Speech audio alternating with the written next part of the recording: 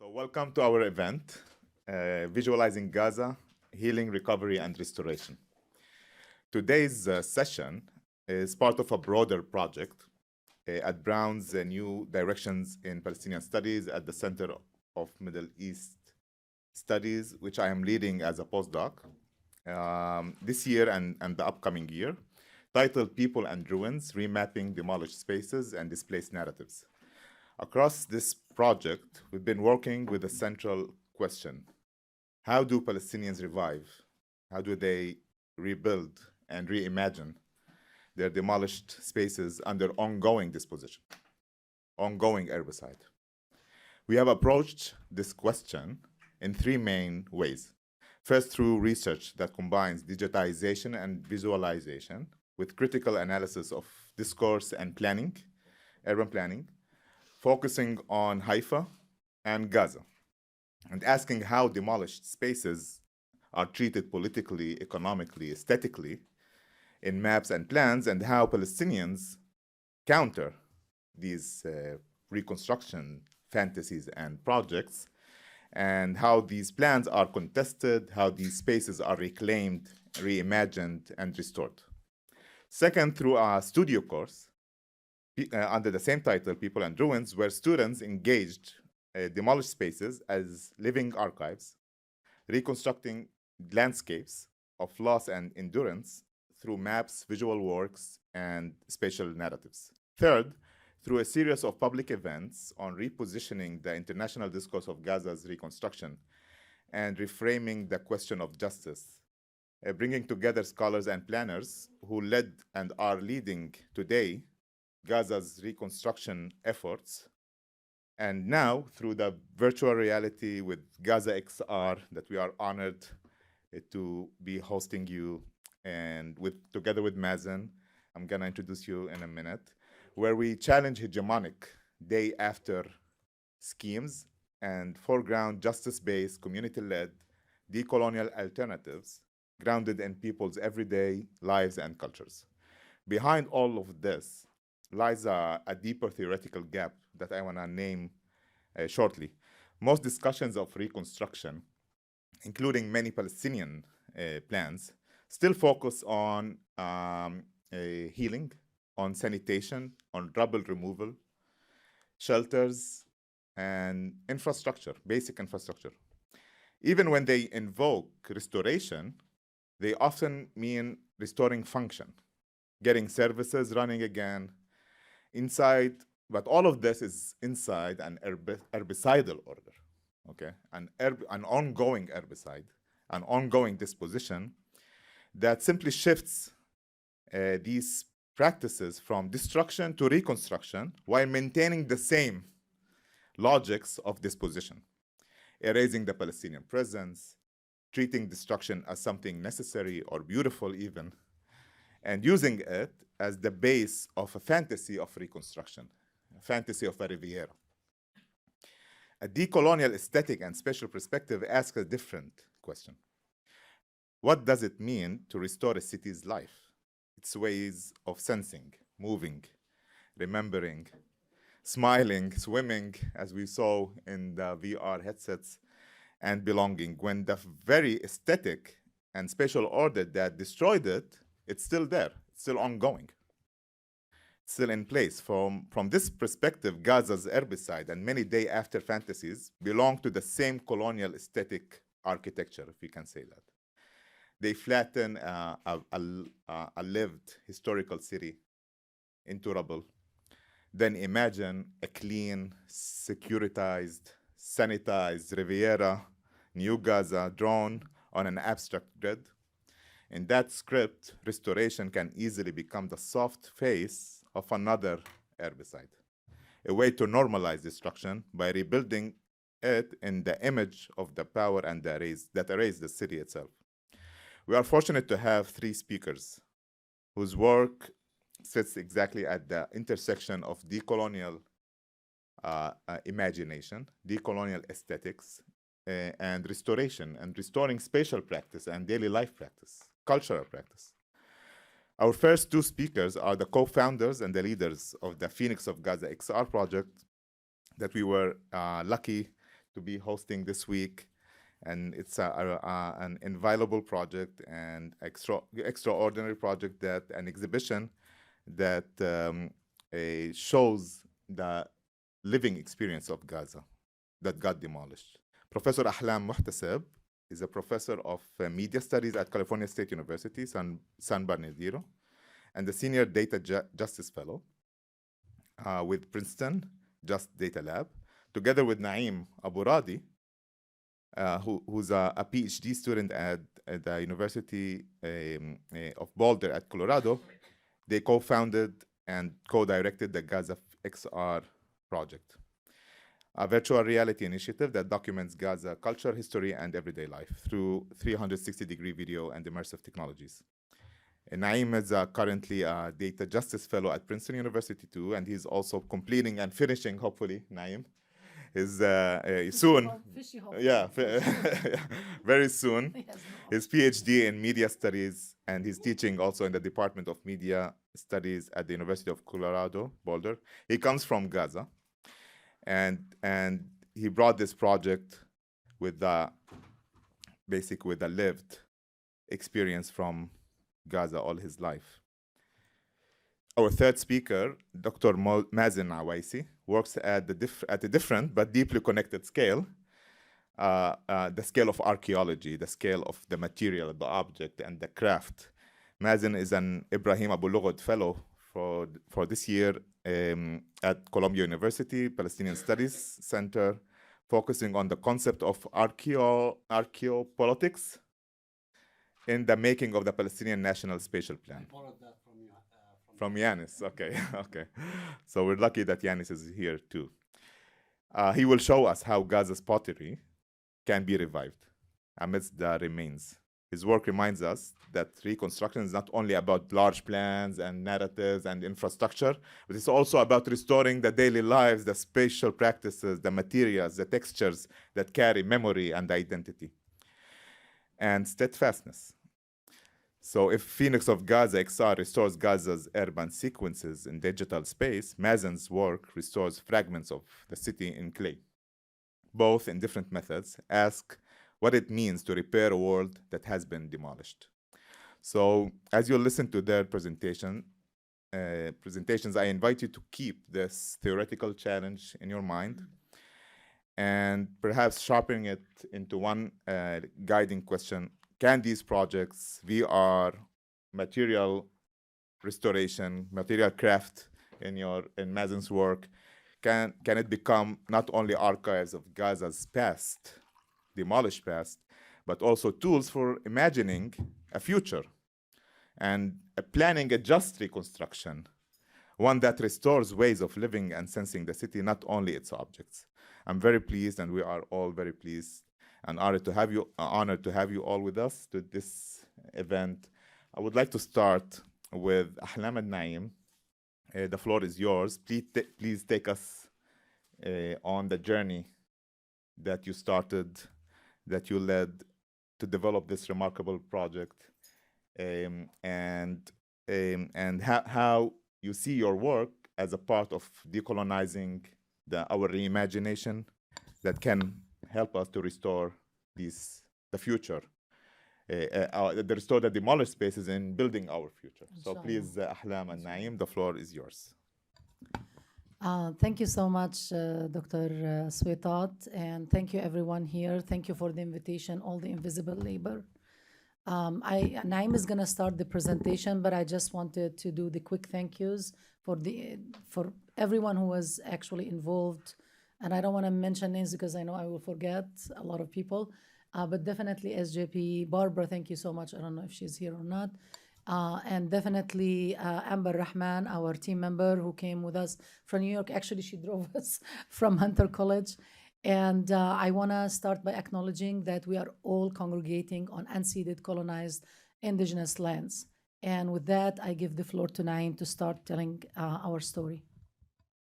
Well, hello everyone, and thank you so much for having us, Dr. Switat. And I'm glad that you had the chance to see the project before, we start our presentation today. And I hope if you did not see it, please see it today. This is your chance. what we're gonna do is I come from like a journalism background, so almost a journalist, so I'm a storyteller as well. Dr. Ahlam also is a storyteller. So we're gonna do like a mix of storytelling and so we also gonna cover the theoretical aspects of our work. Um, but this project, it's really it's it's personal and now we have like been working on it like for 4 years and has a story and we really need to tell it before we dig deeper in terms of like discussing the theoretical sides of it. As Dr. Switat said, I was born and raised. I'm from Gaza. I was born and raised in Gaza, and I spent most of my life there until I finished high school. And then I got a scholarship to study here, but unfortunately, I couldn't make it due, to the blockade and the visa complications and Gaza. So I ended up going to Turkey. I studied journalism at Istanbul University, and then I was invited to give some talks here in the U.S. in 2018, and then that where I actually met Dr. Ahlam in California, and I applied for my master's degree in communication studies at the same program where she's teaching, and we started our journey there. I wanted to study, the misrepresentation of Muslims and Palestinians in particular in mainstream media, and I was my focus was more on the social media, and especially digital diplomacy. But at the end of my work, I was introduced to this grant at the X-Real Lab at California State University San Bernardino, and it's just a $3,000 grant that helped the students to use immersive technologies for their for their research and work. And the idea there was, it had been 6 years since I left Gaza, and I never had the chance to go back at that time. Um, Today it has been like almost 12 years, so time goes very fast. I just wanted to use VR and 360 filming just to go back and just feel um that I feel like I just wanted to use like the closest sensation and the closest sense of reality through VR. And the struggle actually started there because we wanted to send this camera. It's a 360 camera, small, $300. But it was we were not allowed to get the camera into Gaza, and a very very few people have this kind of cameras there in Gaza. I think one or two. So we sent the camera to 4 countries, and it took us 6 months before we finally got we were allowed to get the camera in. But that also tells you about the story of the camera. The cameras are like us also, where they were, and many of these technologies are not allowed to get into Gaza. And that's also way of that concept that we're gonna discuss later is the tech banding. With the tech banding and just like how we repurpose technology like the VR headsets and all these cameras to serve our communities. um and the idea is just like we were able to hire a photojournalist. His name is Ahmed Hasaballah. And Ahmed is my friend. We grew up in the same neighborhood in Gaza. And I was like, "Still, Ahmed, can you please go to this location, capture me?" The first location was Hammam al-Samra. It's a historical location in Gaza. Because I lived in Turkey, I just wanted to see that, but because I never had the chance to see it and when I was in Gaza. And he sent it to me, and I remember I started crying once I saw the image, because the video, because it was different. You can look right, left, up, down. You can imagine all the details. I felt that I'm there, and then I started asking Ahmed to send me more. And the images that you saw, each image, each scene has a story. Like for example, the wedding that you saw. These like bachelor parties that happened before the weddings and became like like the bars for Palestinians is just like where Palestinians have fun usually at night, because no electricity, nothing to do. They would like throw this party outside. Even if you are not invited, you just stop by and just celebrate with them. And then we wanted to capture like the streets, the markets, the historical locations, and we kept filming for 8 months.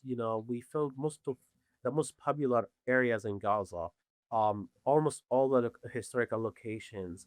And the idea was is just normal activities like this, for example, the strawberry harvesting, which Gaza known for. Kids playing on the beach, horseback, riding. Um, Here, because Gaza, as you know, the trauma for kids is a huge thing in Gaza, and they don't have mental services as we have here. So this guy was volunteering to entertain kids in Gaza.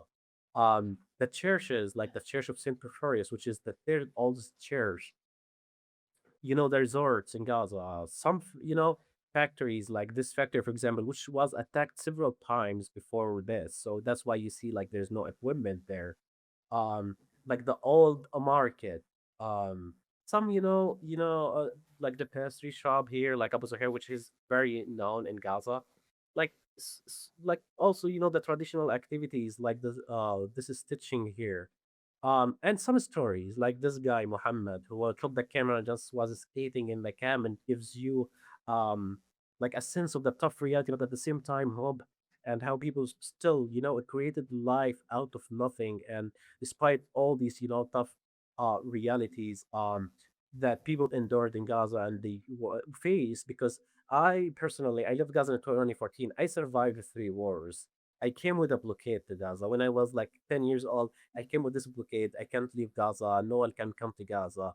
No electricity for, like, we would have electricity for 3 hours, or 6 hours every 3 days.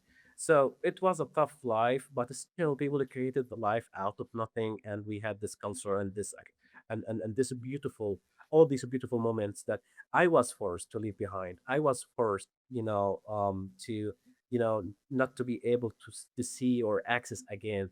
And all these landscapes are gone with October 7, and that's where we talk a different direction. And here I will leave it to Dr. Ahlam to take it and so together. Thank you, Naim.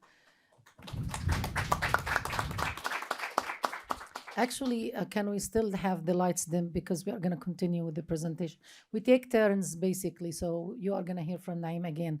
But I just want to say that no one in their wildest dreams can imagine that they are capturing the past, the very, immediate past. No one in their wildest imagination can even, think that they are capturing a genocide unfolding. And that's exactly how we were. We were trying to have, present Gaza outside the realm of death and destruction, to show, the resilience of people and how they resist, the siege in their everyday life. We started then imagining a liberated Gaza when once we started building the virtual museum in Unreal Engine, which is a gaming platform, just to be crushed after October 7 with the start of the genocide. And basically it was a very surreal feeling. We got devastated, crushed. We didn't know what to do. We were in limbo, literally, like we just stopped working. And Naim every day would call me and say, Doctora, do you remember Hammam Samra? It's totally destroyed. Do you remember Saint Preferius Church? Gone. Do you remember all these amazing monuments, all the stories we have captured? Total destruction day after day. And it took us like 3-4 months until one of our partners or our colleagues, James Strutter from the X-ray lab in my school, he actually intervened and said, you know what, people have to see this. You have to show to the world what doesn't exist anymore, because we kind of kept this time capsule. And this is how the idea of, I hate the word exhibition, but it's the best we could come up with to explain it to people. And we started actually taking it to universities and show them what does not exist in Gaza anymore. We hired another photojournalist to capture the aftermath also. And this is, I just want to talk about this dialectic in our relationship with the project, trying to resist the colonial impositions of violence. And you know how colonialism hate for indigenous people to have joy in life. And we were trying to capture joy and those moments that people were extracting out of a very violent circumstances they live in, but we were crushed back. And so we tried to we were forced to face, of course, the aftermath of the genocide. But at the same time, when we hired Yahya Sbeh, our camera operator in Gaza, Allah yarhamo, he also wanted to show resilience. And he wanted to show that people still found ways for people to resist. And especially his filming of the Great March of Return, as they call it, our own Great March of Return after the genocide, when the second so-called ceasefire was signed, and about 500,000 Palestinians crossed from where they were basically forced to leave and live in middle and southern Gaza into the north. And we actually wanted Yahya to find the drone. He said it's impossible. This is like a death sentence for anyone who's going to even try to find it. It's only Israeli drones that are allowed, death and killing drones. So one day he called Naim and he said, hey, I found you a drone. And then he turned on the camera and he was on the top of a high building with a long stick and saying, I'm the drone, I'm filming. And he did, have those amazing resilience stories. Unfortunately, facing back this violence, we lost Yahya on May 7th when he was killed celebrating the birth of his daughter Sana, only 5 hours after her birth. In one of the very last places at that time, at the peak of the genocide, May 5th of last year, where you could have some normalcy, where you could celebrate few moments of joy and happiness. And he was with his friends and his brother-in-law. He was killed. His brother-in-law was killed, and he is the wife of his sister, the husband of his sister, who was killed the year before, by the way, Yahya's sister. And he left behind his wife and 3 children. One of them is only 5 hours old at that time. And that crushed us, literally. Like, that was one of the most... It's interesting that they killed him when he was not even working, because we know how they are targeting journalists, but they insisted on killing 13 people, literally in a restaurant, having some joyful moments, and injured, I think, 26 people. And so we were back, to this cycle. But I want to honor Yahya, and we want to show this short film about his life. I think you have to play it from there. And then we will continue talking about the technology and how we can subvert it to do, some social good in this world. This is Yahya Sobeh, a photojournalist from Gaza. A man who carried his camera not just to capture images, but to carry the weight of his people's stories. He risked his life every single day. Of Gaza, but also to show the world that even under bombs, there is the laughter. So to show the world that even under bombs, there is the laughter of children. In a place where grief never fully steps aside, children still dance and celebrate Eid al-Fitr, the end of the fasting of Ramadan. Even in the rubble and gunfire, there is profound resilience, like this child who has turned a broken door of a refrigerator into a fishing boat. And behind every one of these powerful scenes was a steady hand, a brave soul, a man who chose to show beauty and pain in equal measure. Yahya Sobeh. Here is Yahya, sitting on that fragile boat, completely exposed, just to capture the story of this boy who, despite the intense risk, smiles as he fishes to feed his family. As a photojournalist, Yahya Sobeh was always moving, always documenting, always insisting the world should care. But Yahya was not just a journalist. He was a husband and a father. He had 2 sons, Bara and Kanan, and had just welcomed a baby girl into the world, Sana. But on May 7th, 2025, while celebrating Sana's birth with friends and family, an Israeli airstrike targeted the gathering. Yahya was killed, along with dozens of others. We are grieving the loss of a loving father and a courageous photojournalist. He knew he might die at any time. He had been targeted many times as part of his work. We asked him about any protection provided by his press vest, and he replied, شوف الدرع محميش، فاهم كيف؟ وكان بشكل علينا خطورة أكبر ما بيحمينا. We asked Yahya to please take care and avoid danger as he worked. He said, الخطر موجود يحاج في المكان يعني. الواحد قد ما يحاول إنه يتجنب على الفاضي يعني لا فيش مجال خلص. ربنا كاتب لك إشي بدك تاخذه على الفاضي غير هيك فيش. يعني بنحاول يعني بقدر المستطاع إنه نتجنب الأمور ونبعد عن مناطق الخطر وكذا. النصيب يا حاج النصيب.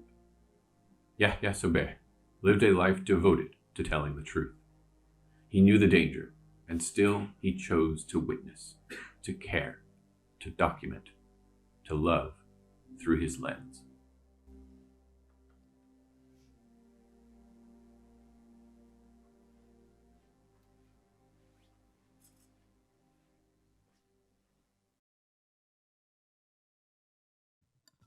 And if you can put it back on the presentation, we refuse to surrender to these colonial impositions of violence on us. And that's why our new photojournalist in Gaza is Yahya's wife, Amal. And she contacted us and said that she wanted to continue his journey. We didn't want her to work until, because, we went back to a few months of doing nothing. And so we told her we have to wait. And we waited until this so-called ceasefire was signed again, to be broken every single minute. And I want you to remember that the genocide is still going. We don't have genocide on steroid that we got normalized to, but we have this slow genocide, and killing happens every day. Every day in Gaza, children are killed every day in Gaza, and of course in Lebanon we have it. We shouldn't forget that. But anyway, we waited until at least it's relatively safe for her to start her work, and so she started with us in January of this year to continue his journey. I wanna Naim and I wanna talk about now a little bit of the theoretical motivation behind our work and how we were highly motivated by subverting a colonial capitalist technology into doing the work about Palestine and into archiving and to still reimagining in spite of all of this violence. So go ahead, Naim. Yes, thank you. Can you hear me? Yes. Yeah, we hear. Yes.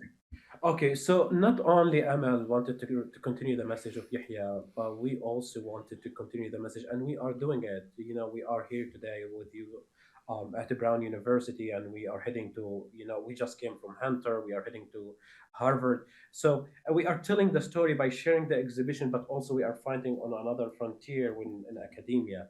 And the way that we are sharing this work in different formats, VR was one of the formats.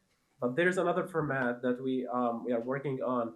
And what you see here is an image from Fisk Planetarium at Sea Boulder from a show that I designed in 2024. And what you see is the real Gaza stars live streamed on this full dome. And the idea was, it's how can we utilize these technologies and repurpose them in a way to imagine a liberated Gaza, a liberated Palestine, to reject the notion of this brutal presence that inflicted on us. Palestinians are either showed in terms of being a terrorist or the perfect victim, as Muhammad Kurd says. But we wanted to get out of this, and we show that the other side for Palestinians who celebrate life, and also who the resilience of those people, and how they create something out of nothing, but also to utilize these technologies as a way of survival and resistance. Ruha Benjamin says imagination is our the best it's a survival technology, which is it's really important because also imagination itself was surveilled and policed by hegemonic visualities that we see, like for Nick Mertzov says about the dominant visuality that we are all the time required to see ourselves through the eye of those the dominant media structure. But here we are trying to go and create our own media from Palestinians to Palestinians, but also everyone is invited. But the purpose of this media and this project, when we created, it's not for some people just to consume it and just watch, but we created it as a way for people like me, like who cannot visit their homeland. This is the only way to access our homeland. This is the only way that we can, see these memories that I was forced to leave behind. Dr. Ahlam was forced not even to access them because she's from a different city and she cannot access Gaza. Other Palestinians in diaspora, some of them, they never seen their homeland, and this is one of the ways that to show them. And the powerful thing about this technology is it's the closest sensation and the closest thing that we have these days to reality. So here, what you see, Gaza stars, like this is for the first time for me and for any other Palestinians to be immersed under Gaza sky for the first time, to look up to the sky without the fear of surveillance, without the fear of killing, without the fear of bombs that will come to your, that will, be dropped on you. If you ask anyone from Gaza, they will tell you that we grew up with the Israeli drones because they were like there 24/7.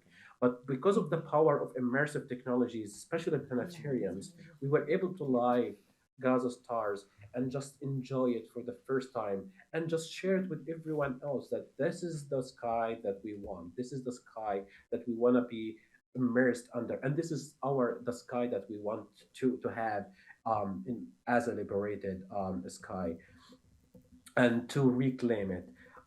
We also, showed the content, so you see it like in a different way here. People here, like faculty and students, were immersed. You can look up to the museums as you are inside them. This is with the storytelling and performance and music at the same time. So, and that was in 2014, and then it became actually my part of my dissertation, which actually I'm defending in summer, and I'm having this show again and on Monday, but with a new version because when we did the show, Yahya was alive. Now Yahya, was killed, and now we want to honor him and share his story through this. Um, but yeah, that's part of and a lot of things, theoretical concepts that we have been discussing. And the first book chapter is coming out soon, in fall, and we called it immersive media as decolonial art of confrontation. And I will leave it here to Dr. Ahlam to take it and discuss this concept more. Thank you, Naim. So actually, we are gonna skip the definition we already started with.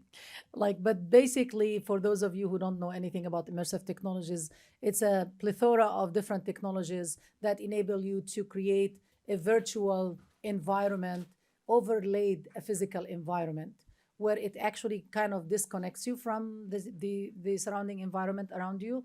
And this immerses you in a certain experience created through multimedia creations. And so can you go to the next slide, please? So I want to talk about the fact that, and I'm not going to go over all of these numbers, but basically the gist from here is the majority of uses of immersive technologies, especially VR, virtual reality, is for gaming and for entertainment. You would be shocked at actually how much it's used for pornography, for example. And very little use of this technology is subverted towards, doing social justice. Could you please skip this slide? So I know, we have some young people here, so probably they know what I'm going to be talking about. But I watched this so many times with my son, who's 16 when he was younger. In the Avatar, The Last Airbender comic series, Avatar Anang masters bending the main powers of the world, air, water, earth, and fire to be able to defeat evil. So other comic books talk about metal bending too. And so why are humans, is the question, so obsessed with bending earth and its resources? And from this philosophical question, this philosophical question has been a determining factor actually in our work towards what we call tech bending. How can we bend tech for purposes that are not necessarily in its original capitalist utilities? Could you please skip the slide? So I'm going to talk about, very quickly no, not this one, the one before it. Two perspectives on technology. The tech deterministic perspective is that either technology is doom and horrible and it's going to kill us all or whatever, or it's actually great for the world. It's democratizing, for example. The very, platonic, view and romanticized view of technology, especially like social media and information technologies. A more realistic approach is in between these two. Well, there is also the social constructionist view, which says that we shape technology. We are the ones who, know how to deal with it and kind of transform it towards our goals. But a more realistic one is how we as humans interact with technology and look at its affordances and find a way for us to bend or subvert these technologies towards what we want to do. And this is exactly what we try to do in this project. And one of the most important affordances of immersive technologies is the immersion. And these are some of the affordances, but I don't have time to go over them. But I'm going to talk only about the power of immersion, this power of actually isolating us from the surrounding world and creating for us a very, very unique experience where you could, for example, put on the headsets like some of you did today or yesterday and transform and feel like you are walking into a Gaza street before the genocide, or to see the destruction after the genocide, to feel that you are walking with Yahya Sbih, for example, in the vicinity of Al-Umari Mosque after its destruction. So these were really the motivation, these kinds of thinking, bending and subverting technologies towards these utilities, what motivated us. I'm going to talk a little bit now about VR. 4 minutes. We have 4 minutes time. Okay, I'm going to be very, very brief if you go to the empathy. So just to summarize for you, a whole lot of things I wanted to talk about is that VR is promoted and sold as an empathy machine. Actually, tech companies, CEOs, that's what they use to sell, the new innovations for their profit, of course, and exploitation. It's an empathy machine. Facebook, Meta, has a whole website. I'm gonna skip this one. Actually, okay. So this VR short, documentary video was made by United Nations, and it was about Syrian refugees, and it was used to triple donations for the Syrian refugees. And you can find it on the Meta website. Can you click on the Meta website, Naim? Yeah, it's called. It's okay. We're good. Yeah. So, Meta trying to sell its products, especially after they bought the Oculus headsets that we use from, their original, company.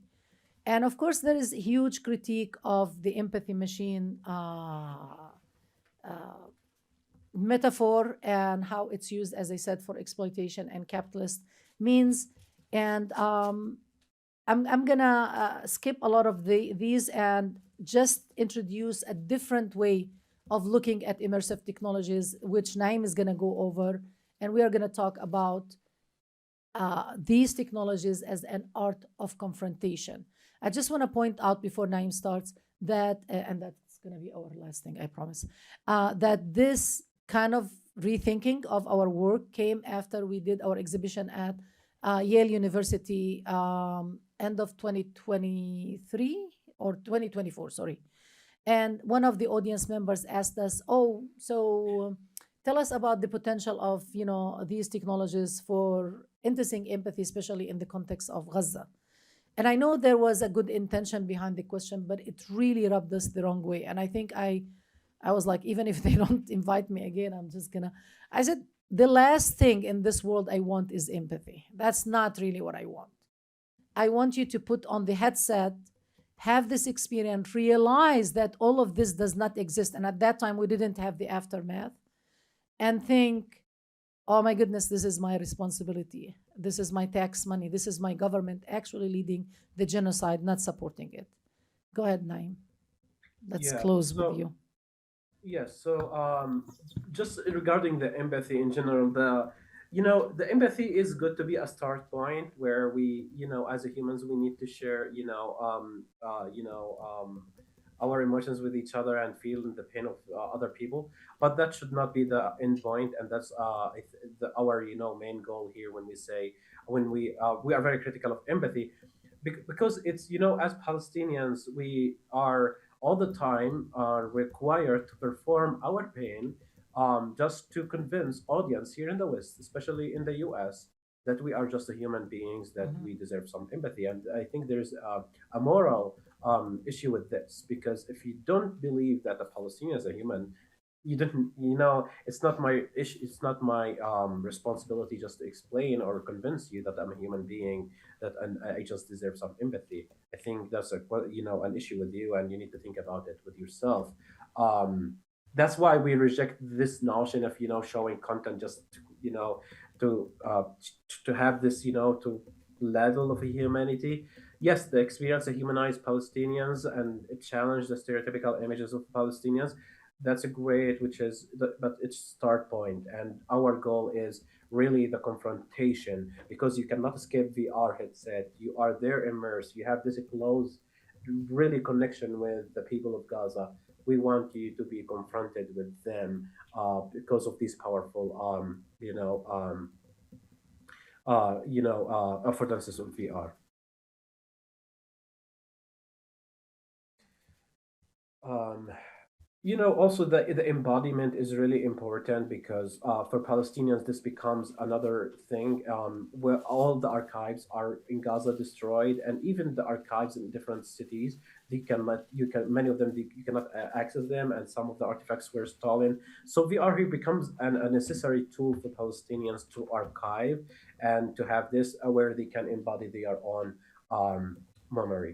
And this is reviewing the tech banding as a way of decolonizing the technology itself, and just like how we can take this capitalist device that was designed for gaming, and it's used widely for gaming here in the US, and use it in a different way by sending a camera challenging all these blockades, and use it to help Palestinians to access their homeland, to preserve their memories, to preserve the landscapes, to imagine their futures, to imagine a liberated Palestine, and also to share it with other people who also cannot access Gaza, to see the real side of Gaza. And we don't want them to forget that there were like 5 wars before this genocide, and there has been a tough reality there. So all these happy moments, it's not just happy moments without context. They are really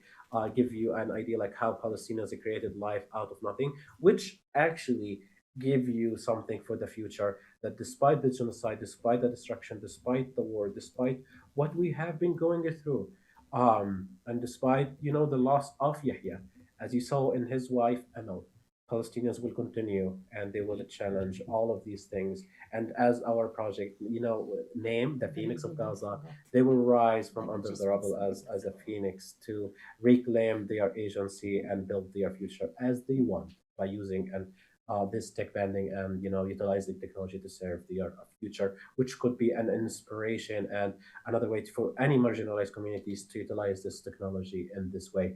And I'm going to stop here for the sake of the time, but thank you so much for listening to us. Yeah, and before we end, one line that we forgot to mention, which is very important, is that another way of resisting this, violent imposition on our project is that we started with, cooperation with Dr. Switat and a full team of Palestinians, mainly, to actually start imagining rebuilding Gaza and working on, utilizing this time capsule to, with the, of course, consultation with the people in Gaza on how they want to imagine their rebuilding process. And so start actually building digital maps. And I will let you talk about this more. Thank you so much.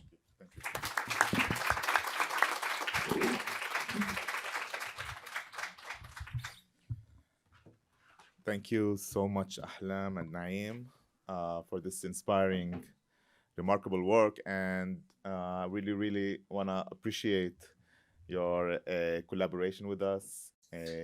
So part of our work is working with Ahlam and Naim to take your invaluable documentation towards urban planning, how we can re-envision our future and to map it, and also to expose it to the general public and to make it accessible, and also for maybe future generations too. Our third speaker, Dr. Mazen Iwaisi. He's a scholar in archaeology and an Ibrahim Abu Lughod Fellow at the Columbia University Palestinian Studies Center, and whose work revives Gaza's pottery traditions amidst destruction. His talk will be titled Healing, Recovery, and Restoration, Precarious Revival of Gaza Pottery Amidst Remains, explores how clay, craft, and form can become means of healing and imagining Gaza's restoration. Mazen, the floor is yours. Thank you, Orwa, and it's a great pleasure to be here, and good to see everyone attending today. So I want to jump in directly to my work on the revival or precarious revival of Gaza pottery amidst the remains, and I will explain intentionally why I'm using the concept of remains rather than ruins. But I want to start with a friendly provocation of my first encounter with Brown University. Probably it was 2005, 2004, and I was, I don't know, I can't count the years now, but I was in I think it was in Jordan, in a short visit, in a day visit to Petra, and there, just walking down the valley, I came across huge flags of Brown University. That stopped me, but I didn't really overthink, at that time. I think it was my first year as a postgraduate student at Birzeit University in the West Bank. And later on, I had increased my interest in that because a few years later, I submitted a short abstract to the Theoretical Archaeology Group. I think back then was organized by Omar Hermans, I think, and that was the first kind of intellectual attempt in that sense in archaeology. But I really thought about this kind of symbolism and impact of flags when I moved to Northern Ireland, and that part of the island of Ireland that belongs to the UK, and it is very famous of obsessed of flags, and that kind of symbol of segregation and territorialism somehow. There were the Union Jack flag represent the loyalist Protestant community, and the Irish flag, and also on top of this, they were unpleased with the flags they had, so they added another batch of flags, Palestinian flag and the Israeli flags. And so really I stopped, and here, sorry, I had to take a few notes here because it's navigating through presentations and notes, it's a bit hectic. And so you kind of grasp the understanding of what flags mean, both in archaeological sense and also and what do they represent in politics. So and going to my presentation, I don't know, is it just like the cursor here? Oh, okay. Yeah, perfect. So the premises of this project actually, and this work on the pottery in Gaza lies in three projects. The first one is an article I co-authored with Ashish Chadha here. It was published last year in American Anthropologist on a chronic erasure and the eradication of heritage in Gaza and Ayuda. And the second one is a workshop, a session we organized, I co-organized last year in December at York University in the UK, and looking particularly at the at Gaza through the lens of crossroad theory and also an attempt, a Palestinian intellectual epistemic attempt to kind of decolonize this notion of Gaza as a crossroad, and the third one is we've just been awarded a small research a grant from the Center of British Research in the Levant in London, based in London, and looking at the notion of Gaza on the shelf. So we've encountered a few huge artifacts, you know, in across European and British museums and archives. Some of them uncurated, and others are sitting actually in boxes, and nobody knows where they come from and what is the state of these artifacts. So these are the three kind of intellectual premises behind this project. But the direct kind of provocation of this specific presentation came a few months ago, and it was accidental. I was looking at the state of pottery during the genocide over the past 2 years, but a short report of 4 minutes was published online by a local news agency called Mazen news agency, and they went to one of the potter workshop in Gaza, and they did an amazing kind of documentation of the entire process of pottery production in over the past 2 years.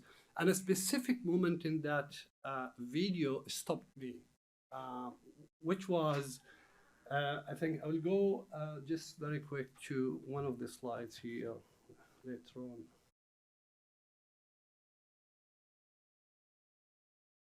This one. For an archaeologist, or for everyone probably, what does it say? So the owner of that potter workshop was saying that this clay was prepared before October 7th. Wow. And immediately that triggered an archaeological question.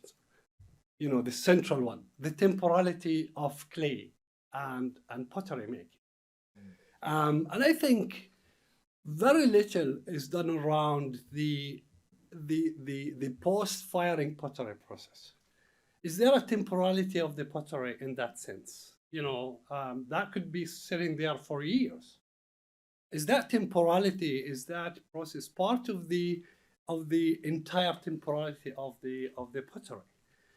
So, and the story started from there and looking at this notion, but I want to be more specific, and I will go back all the way to the start, sorry. And I promise I'll be more organized now. But we can't talk about actually the history of pottery in Gaza without talking about who produces and who controls the narrative of Gaza. Gaza history was written by whom, basically.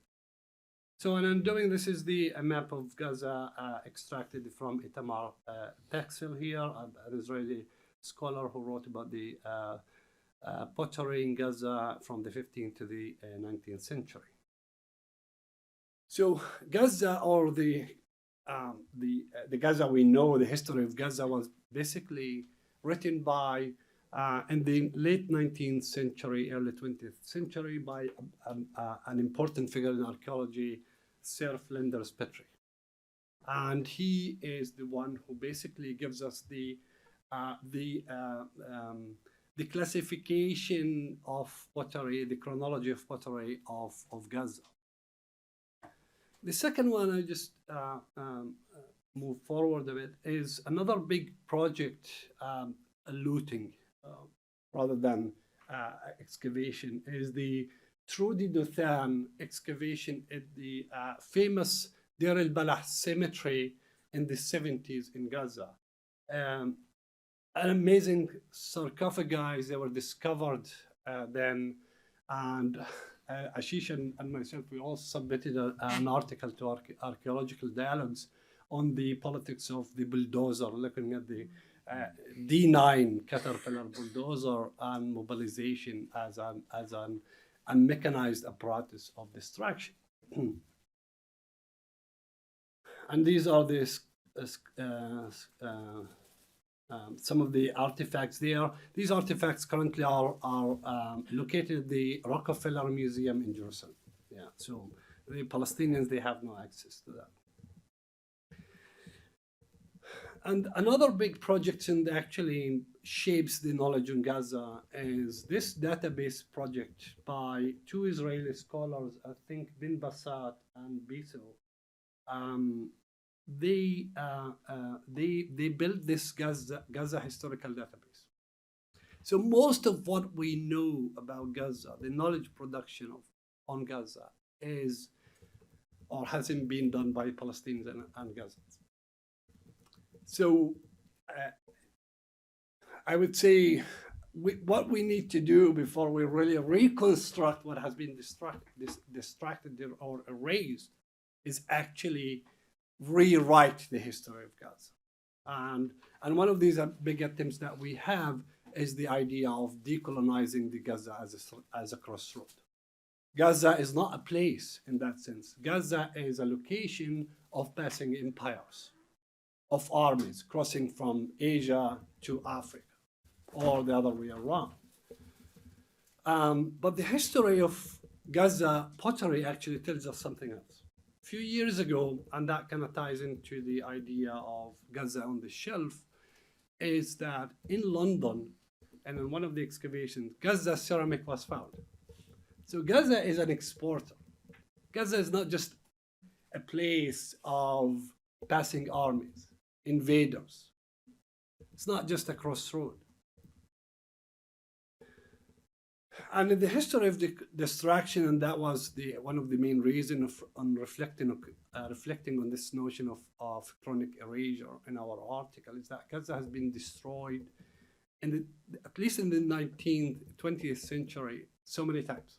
And that starts in World War I. And the British Army actually, the way to invade Ottoman Palestine back then was through Gaza, one of the battles. And more interestingly, that Gaza, the British had to fight 3 battles in Gaza to defeat the Ottomans. And the Omari Mosque, as you see here in this image, it also was targeted by the British artillery back then. And this minaret also was destroyed.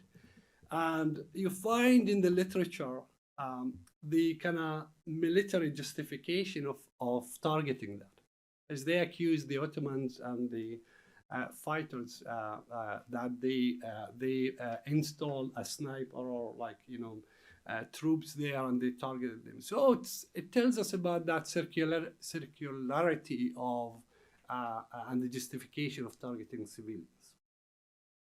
So I'm going back to the this idea of remains versus ruins, and in the literature, in history of archaeology, there's a huge debate on the notion of ruins, but it's mostly a Western one. It's a Renaissance one. It's basically one that a romantic one. It's these close time. Yeah. However, the idea of remains that we are working in is that this is not, there is a temporality in the ruins, and an active temporality. There is also an agency in there that that Palestinian, I think it's one of the unique cases in maintaining that connection with ruins. And when we talk about the ruins of Gaza, here we live about lived ruins. People, they go there, people, they live, people, they stay, and we've seen that circulating on social media. And the story of destroying Gaza's heritage also, one of the last episodes was one of the biggest archaeological archive in Gaza that has to be evacuated. I think it was last year, from the French Archaeology Institute in Gaza. But we don't know how much was destroyed and how much was salvaged in there. But and again, that ties into our notion of erasure or a chronic chronic erasure. And this is just a quick illustration of Gaza pottery, and it's specifically the black pottery in Gaza.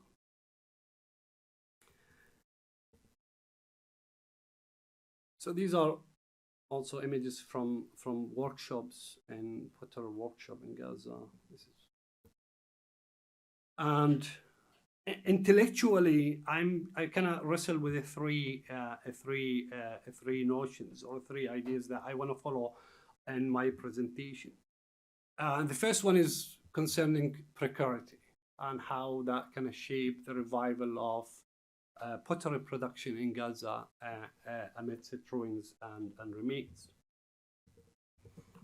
The second one is concerning temporality and chronology, as I've stated earlier on. And is there a pre-October 7 pottery? Is there a post-October 7 pottery? And I want to tie that to the kind of overall periodization in material culture and archaeology in general, and how that kind of periodization and epistemic discussion shaped the discussion over archaeology in Palestine and our understanding of that. The third concern is around this idea of collapse and failure. And I'm drawing there on an interesting work really just came out by a scholar, Astrid Van Oosten. I think she wrote an amazing book, and I started reading it on living precariously in the Roman Empire. And there where I borrow some of the premises of the discussion on precarity, and also trying to kind of work on a project on precarious transitions in the history of Palestine and the periodization, specifically around Chalcolithic transition to Bronze Age, the Bronze Age transition to the Iron Age, and so on. So in unfolding all these discussions, so these are kind of screenshots extracted from that specific workshop, because they have to kind of reverse the process of pottery production to kind of resonate to all techniques. There was no electricity, for example, no diesel, no fuel to work with pottery wheels and all that. They had to go back to the manual process. So what does that all tell us about the production of pottery in terms of a crisis and all that, and how these kind of question, they really shape these three premises: the collapse, failure, the periodization. Am I good in time? 2 minutes. Okay. Let's take 3. Okay. Okay. So these are So and these questions kind of reflect on three ideas. I'm not going to read here, but just to kind of name them, and I'm open to discussion later on. Precarity and pottery. And the second one is around temporality of the clay, and how that kind of links to the kind of the finalization of pottery and the post-production process, and against the collapse and failure. How do we understand collapse and failure in archaeology? And that's why I resonate to this notion of precarity and precarious archaeology. So, but we can't, and this is the last thing I will summarize and close here. We can't talk about Gaza without talking about the West Bank. You know, they are interconnected. They are one jurisdiction, although geographically separate. This is a nice early spring image of my village in the center of the West Bank, somewhere called the Lubban al-Sharqiyya. And you see on top of this hill there, I know it's blurry a little bit, but there is a Bronze Age site, meaning chronologically 1500 BC, something around there. This is another image. few months ago, these images were shared by my brother. So this is a security, Israeli security order, basically putting their hands on that archaeological site. They are confiscating the site, basically. So it's declaring to the locals in my village that don't go around that area as confiscated. And being an archaeologist, it's always precarious, fragile when I go back home. I know that what I can access now, I might not be able to access a year later or 2 years. So I'm always alarmed to that. And that is psychologically is really disturbing in so many ways. And we started the project, a small survey. We collected pottery, and this is my last slide here. From that particular site, we picked pottery from the surface, basically, and we were really astonished by these white parts in the pottery there. Any guess what these are? You know, yes. You know, no, don't say anything. These are seashells. Yeah, and it's fascinating how 1,500 BC, these people figured out that seashells, they add something to pottery and pottery making. So it allows it to breathe, for example. It gives it also a strength. So there is kind of a similar to the Roman concrete, if I want to claim this. I'm claiming this, by the way, for the first time. So trademark, Mazen. And so we picked a few shards of this pottery, and we're trying to kind of now document and all that. But unfortunately, now we have restriction on that site. We try to kind of smuggle ourselves. The Israelis are not, the Israeli army is not controlling these areas all the time. So we might be able, hopefully, next year to go and pick more shards and try to do a geospatial analysis as well and publish these outcomes. And I stop here. Thank you.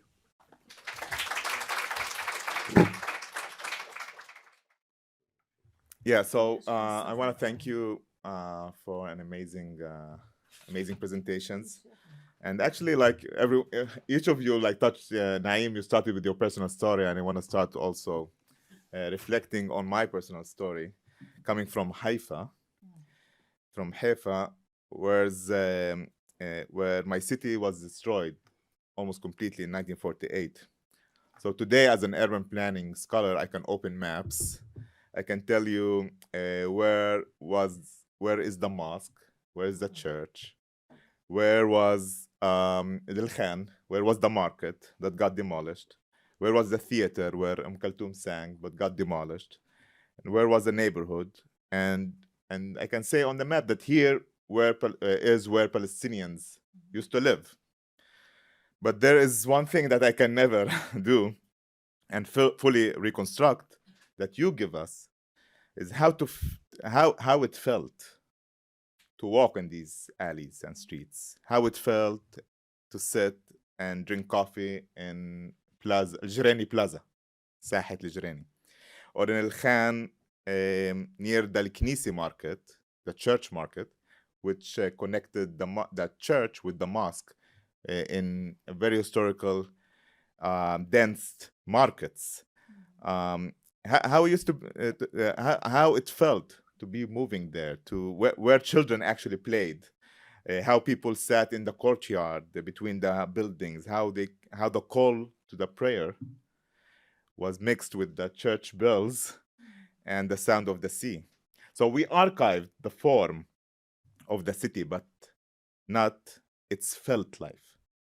So the city was shattered to pieces, people became refugees, and the aesthetic life of Haifa, its way of sensing, moving, recognizing home, was lost because we didn't have VR and we didn't have you guys. So I wish we had a VR project and people like Ahlam and Naim before 48.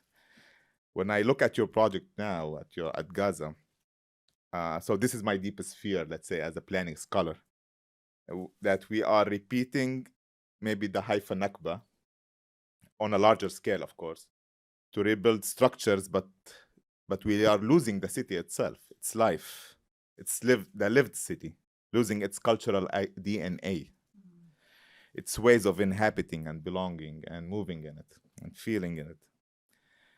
But how can we restore that? So the destruction of Gaza is herbicide, of course, and it's ongoing, as you mentioned. But the herbicide is not material destruction, but it's moved by aesthetics. Also, it's an aesthetic project of colonization. This project tells us that destruction is necessary, even just, right? It's justice.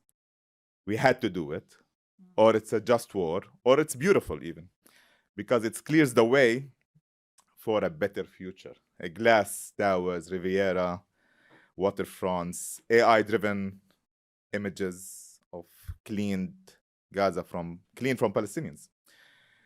In that vision, the ruins of our heritage are seen as something that need to be removed and cleaned and sanitized. For the Palestinians, this is what you give us. There's a decolonial countering the aesthetic logic. As Ahlam described and Naim described, and Ahlam, you mentioned the march of return, right? So that people, when they saw it, they couldn't understand where are you going, and why is that return? It's so massive, right? In the first moment that the ceasefire happened, so people were literally walking back to the ruins of their city. Why?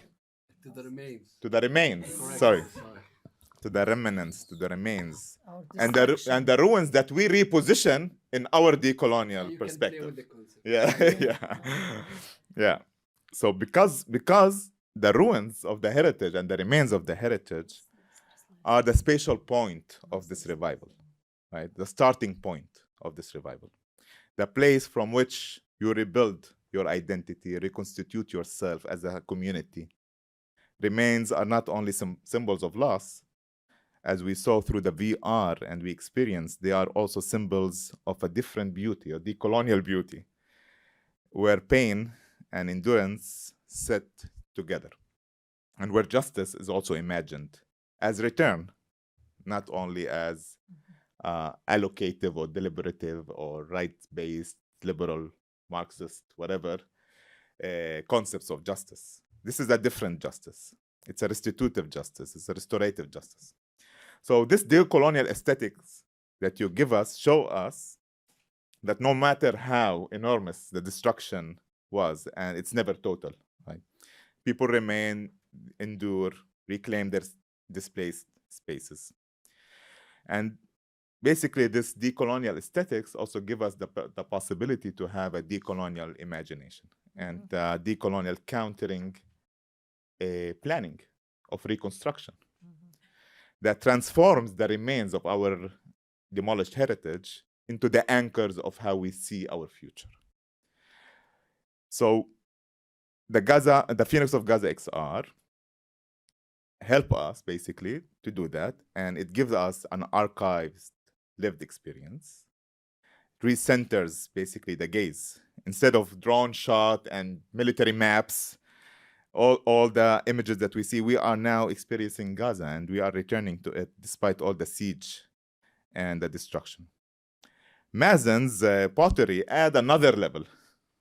It comes from the bottom, from the micro, where the revival of Gaza, ceramics and pottery amidst the remains and the ruins and the destruction is also a decolonial counter aesthetics. Facing the bulldozer, you said... I have my take on that as well, but I'm not going to spoil Yeah. So, the audience. yeah, no. I'll reflect on that later on. Yeah, absolutely. So like you're facing the bulldozer from bringing the pottery and reviving this cultural daily life mechanical rebuilding. So the decolonial aesthetic says we will not accept these colonial definitions of beauty and order. We will bring our own beauty and countering orders based on our Palestinian memories and lives and practices and materials. to remember, to reposition, and to reimagine. I will stop here, and I want to open it for Q&A. So please, the floor is open, and if you have any questions, we have the mic that is mobile. Comments, questions? As I tell my students, the uncomfortable silence. Yeah. No, we need only the pioneer to start. Someone will, yeah, he's someone will Nadia. break it and then. Yeah. Thank you. I had just also watched the VR before, so I have a bit of an idea. It's not a very sort of clear comment or question, but I guess I'm a bit struck by your very strong resistance to empathy.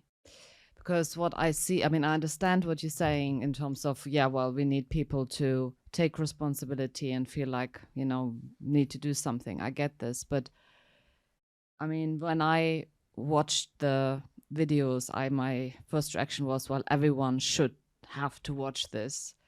And I thought that what it would do is,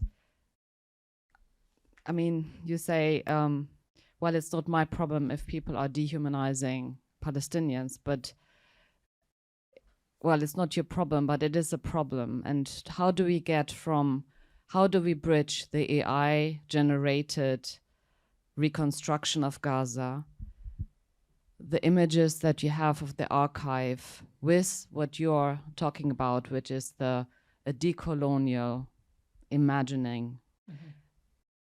And to get that, I mean, clearly there is an imagining of Palestinians, but there has to be the political will of the outside world. And so I guess from my mind, to my mind, empathy is key to that. I don't know, that's just some reaction. Sure. Thank you, Do you want me to start, Naim, and then you can take it from there? Okay. Well, first of all, let me explain that our very strong reaction towards or against the empathy impact comes when we were doing this at the peak of genocide. And the mindset was like, seriously, that's not all I want you to have. Because people think all I have to do is put on the headset, witness. It's about the ethics of witnessing. You know, it's very important because we were walking a fine line between voyeurism and genocide witnessing, right? And I really didn't want people just to, some people actually use the word enjoy the experience. They didn't probably mean it, but that's the impact of actually being used to violence in entertainment. It's really a full circle of thinking. And so we wanted to shake people's conscience in a way where they don't just feel empathy.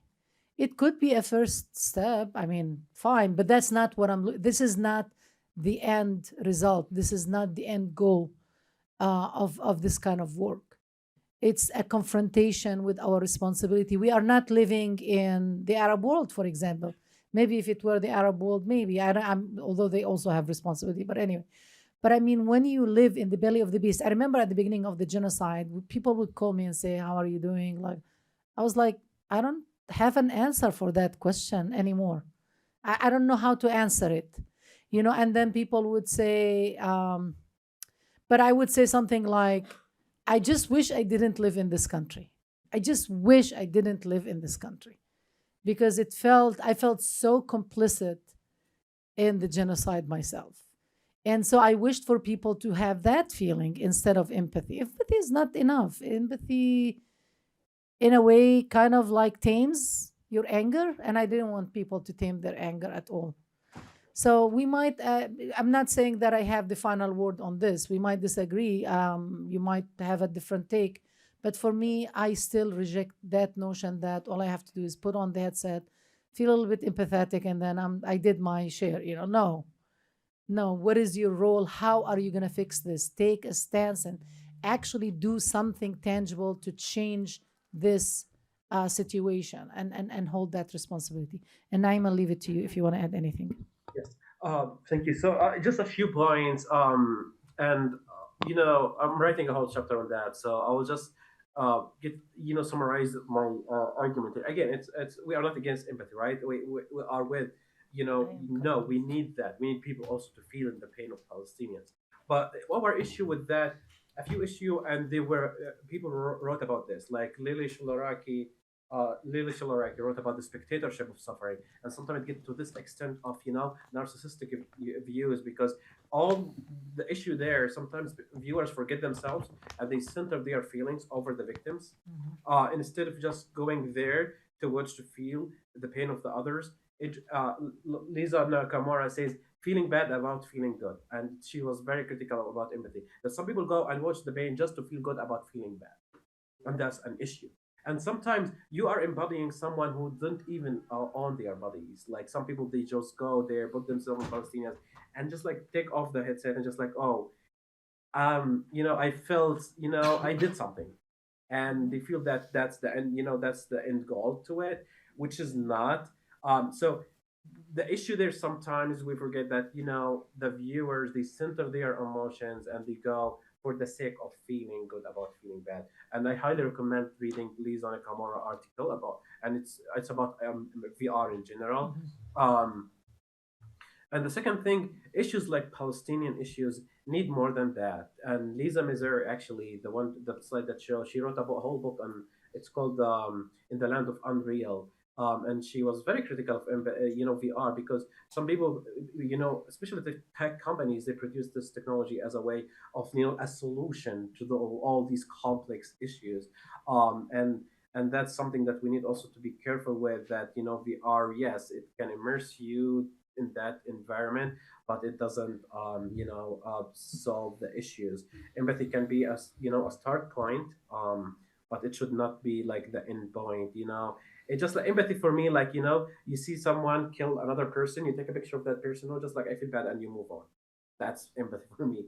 We need to stop and take action, and that's what we arguing. That, and even we kept it. We need empathy, but confrontational empathy. Empathy that you sit there, you look at these people, and you say that something happened there. And again, to recenter the views from you as the viewer to the people. And the concept that I'm discussing here is the fatigue of witnessing versus the fatigue of surviving. There are people here, like, they treated our project, to be honest with you, like, sometimes you don't pay attention to many things, but there's like statement about mental health, and there's like we sign contracts before that, we are not responsible if this project caused some emotional damage to someone. Yep.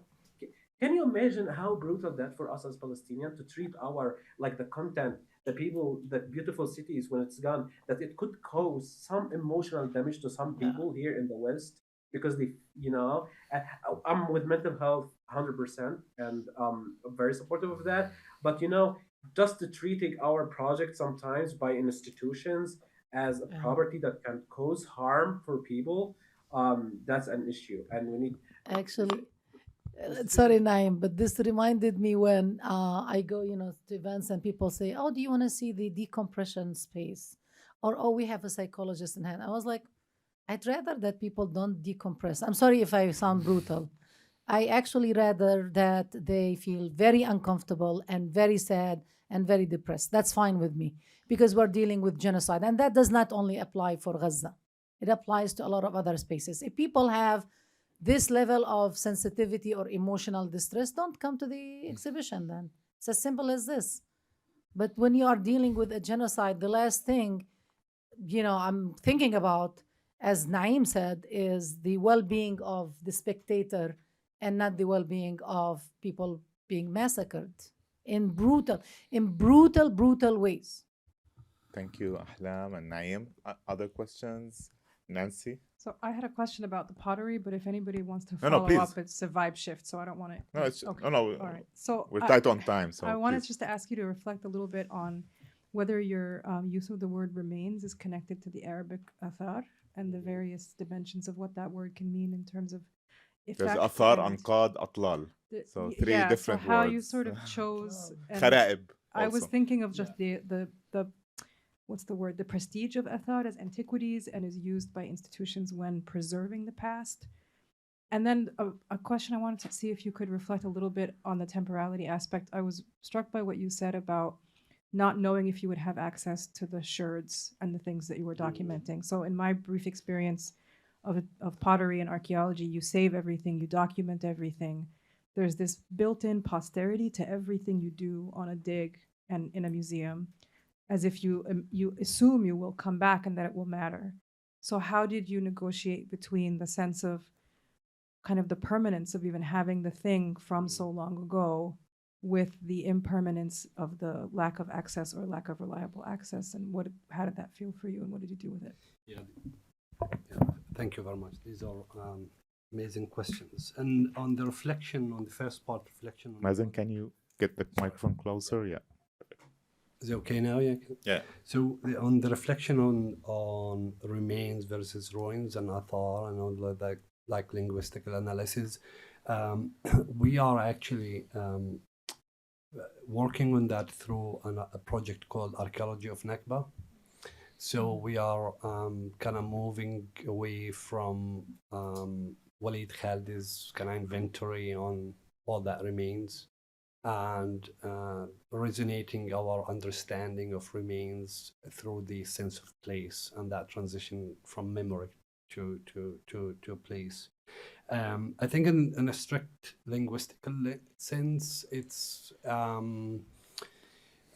we're trying to kind of conceptualize that rather than really digging or excavating the idioms of these different words. But at the heart of that notion is the idea of the lived space. You know, the disposition is forced there, and it's continuously forced. There is people in the March of Return, for example. We did a workshop last year when the Israelis, an online one, was centered around the prohibition of the March of Return to Kafr Sabat, a destroyed village now in Israel. And so we had to kind of explore the whole idea and the connectedness of people and their experiences to these places in 1948. And the people they tend to ignore is that the fact that it's one of the biggest organizations related to the internally displaced Palestinians. It's in 1948. There's a big legal body that represents the internally displaced Palestinians, the people that they really didn't. They haven't been exploited to Jordan, the West Bank, to Lebanon and Syria. So they stayed in Israel, but they are prohibited from going back to their, which is sometimes is down the road or just across the fields, to their original homes and houses. So that is really looking at these dynamics, which. As a Palestinian scholar, I think there is a big deficit in that sense. So now we are on the conceptualization of what remains really mean and what do they really kind of encounter the whole notion of ruins. You know, in Arabic language, there is also a big deficit in that sense. It's always the center of knowledge production is the West. If we claim otherwise, I think we are really being narcissist in some sense. On the temporality of the axis, going to the second part of your question here, I think there is again the dynamics of power there are the first layer that you really want to encounter there, even if in unconfiscated site in Area C, and you are aware of the geopolitics of A, B, and C in the West Bank. In Area C is basically all archaeological sites. 60% of the West Bank is controlled by the Israeli Antiquities Authority and the Israeli army. So they kind of control any activities in that space. So what we do is we take personal responsibility here.